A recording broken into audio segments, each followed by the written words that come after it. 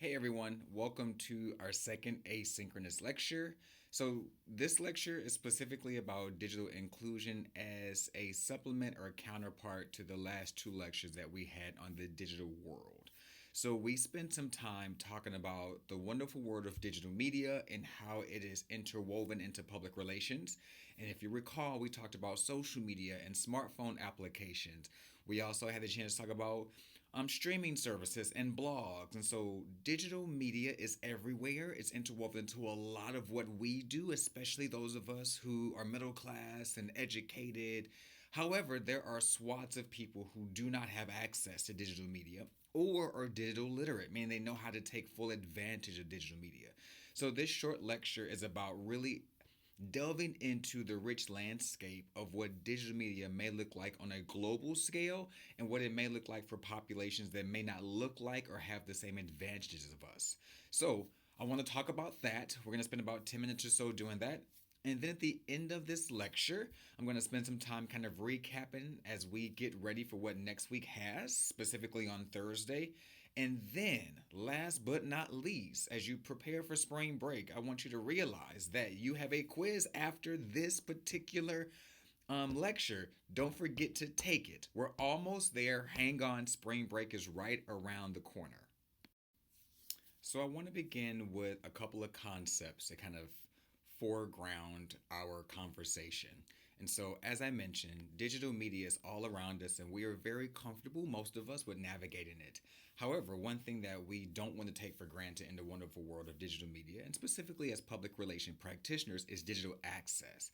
So, as you can see right above me, I define it. It's this ability to fully participate in digital society. So, it means something to know how to download an app or how to turn a Word doc into a PDF. Yes, that's literacy. I'll get there in 1 second. But what about just access? What about folks who can't afford a smartphone or a broadband connection or Wi-Fi? Here in America, there's a massive amount of inequality. And when it comes to the digital world, it is a human rights issue. It is an issue that is impacting a lot of folks. And that was really illustrated with COVID 19. That if you don't have Wi Fi at home or you can't afford to have access to broadband, then you can't really fully participate. And that speaks to digital access. So if you think about it, if you live in a rural area or in an impoverished area, you may not have access. You would live in what we call a digital desert. In the same way we have food deserts, we have a digital desert or a technology desert, meaning within that geographic space, there isn't broadband connection, there isn't access to Wi Fi, and therefore your access is limited. Now that we have digital access, I want to give you digital literacy. Again, you see the definition right above me. Make sure you read through it. But it is this idea that if you have access to it, you know its full potential. You know how to navigate that space. Again, we may take it for granted. Being able to upload a document into Brightspace or turning your resume from a doc into a PDF or just being able to log on to social media and comment. These are things that many of us know how to do, but if you don't know how to do that, you may be what we call digitally illiterate. So, having digital literacy skills means you know how to fully participate. You can actually evaluate and compose and navigate digital media platforms. There are so many of them that the level of literacy changes, but we know that literacy is important if we're going to talk about social and digital media.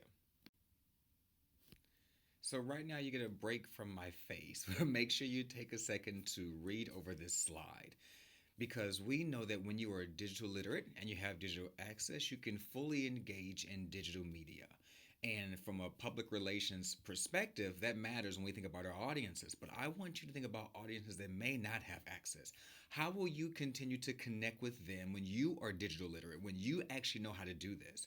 Because consequences of not having access, consequences of not having full benefits, means that you are impacted by what we call the digital divide.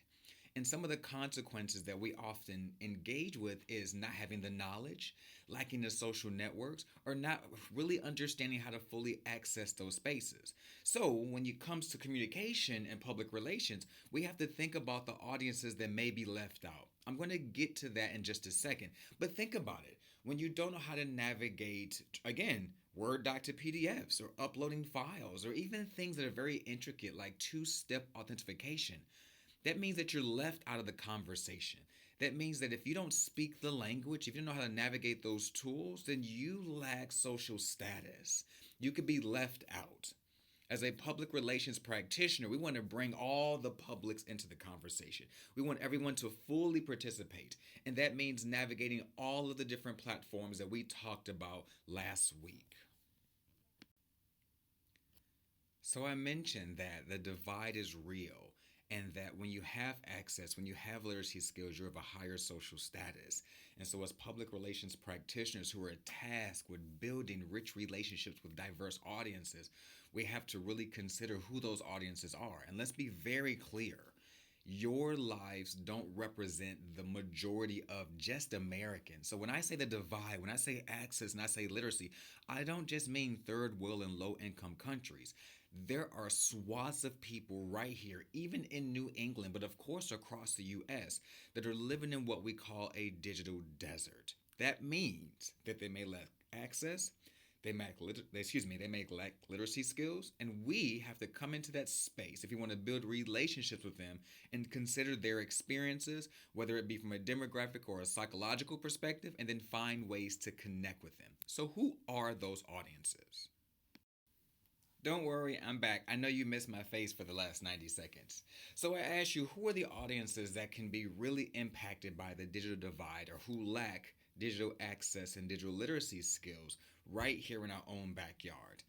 That list is long. It could include the undocumented, those whose first language is not English. It could include individuals who live in rural areas, individuals who have a low social economic status, so they may not be able to afford the access to broadband. It could be the prison population. It could be an array of people, people in your own families, people in your own neighborhoods, in your own communities. So I really can't stress enough that we're having this conversation because I want you to think expansively about the world around you, not just people who look like you and have the same skill sets as you, because you're going to be tasked with building relationships with different people. So while the digital world is rich and robust, how can we make sure we connect with people, lots of people, our grandparents, people who our family who don't necessarily live here in Waltham? How can we connect with them when they may be impacted by the divide? They may not have access, they may not have literacy skills. So, my research and my work here with you is to help address that question, and it's why we're having this conversation. You are all what I consider digital natives, and you can see here how that's defined. Folks who have the literacy skills, who often have the access and can help bridge that gap. And so, if you're thoughtful with your literacy skills to help others, if you're thinking about those communities that may not have the same access, may not have the exact same skill set, that thus may be impacted by the divide, you can be mindful in building messaging, you can be mindful in connecting, and you can be mindful in helping them understand and bridging a gap.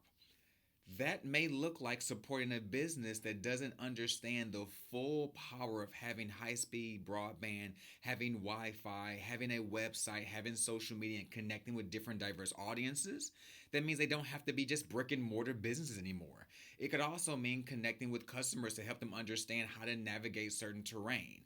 It can help voters understand that they can actually apply to vote online and can send in an absentee ballot via mail because they were able to navigate the online terrain. Digital natives, you all, can be the answer to the question. And you are often afforded a lot of benefits, whether it's how to download an application or how to navigate an Uber or a Lyft.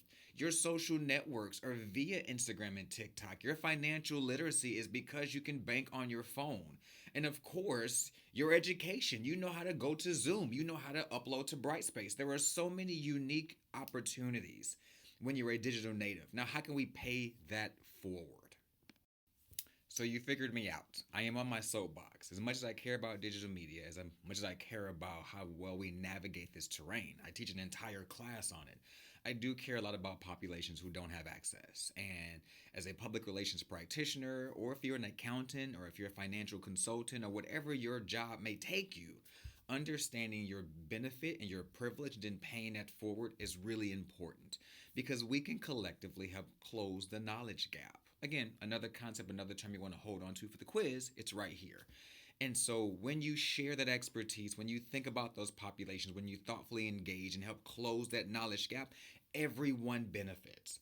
Think about the small business that you're working for, handling their PR. If you're thinking about ways in which you can diversify the way they connect, you can help them increase their revenue, increase their profit share, increase their goodwill or awareness. If you're thinking about your relatives who may not be as digital literate as you and you help them understand that, they now can build a richer, deeper knowledge base. I enjoy digital media just like all of you, even though I didn't grow up with it. But I also understand that populations are deeply impacted, and I want to empower you to be aware of that and then to use your skills to help close the knowledge gap. All right, my friends, and this is where we wrap it up. So, we've talked about digital access and digital literacy. We talked about the divide and how it may impact businesses and certain communities and what that may look like from a day to day perspective when you're working with digital media and, of course, when you're working with public relations. And so, you're going to get ready to take your quiz 10 questions, multiple choice, true, false. Remember, it is due by the end of our class, even though it's all asynchronized. So you can watch this video again if you need. I hope you were taking notes and making sure you got down those concepts. As you saw from the exam, I'm really interested in real world applications. So you need to know what the definitions are, but what they look like in practice. The last one I have here for you is digital inclusion, which is the title of this lecture. The idea that we're aware that there are millions of people, even billions of people, who may not have the skills that we have, who may not have the access that we have, but we want to be thoughtful about them and include them in conversation so we can build relationships with them. With that, you are ready for your quiz. But before I let you go, I will not see you today on Monday. I miss you. I'm in Amherst thinking about you. But I will have office hours on Tuesday. So I'll be in my office from 11:30 to 12:30 and from 1:30 to 2 if you need to swing by. I'll bring your exams with me on Thursday and we'll have time to go over those. But if you want to see it early, you can because we'll have grades posted. Secondly, when I see you on Thursday, be very mindful. It is a working day as you are getting ready to work with the client, Falcon Family Fridge. So you should have talk with your group about what you want to do when it comes to social media, what you want to do when it comes to your field event, and what kind of partnerships you want to create around campus. I am going to come around and ask every single group, what do you have? What are you doing? So I can troubleshoot with you to clean it up. And then you're going to need to email that to me by the end of the day on Thursday so we can make sure we're moving things forward. There's no grade attached to it, but if you don't email it to me and what you turn in at the end of the semester is trash, I will fail you. So taking advantage of this class meeting matters. Getting feedback from me matters. Meeting with the client, exceeding expectations matter. So I will see you on Thursday, and that'll be our focus. But if you need anything, I will be in my office on Tuesday during office hours. Hope you're having a great Monday. I will see you later.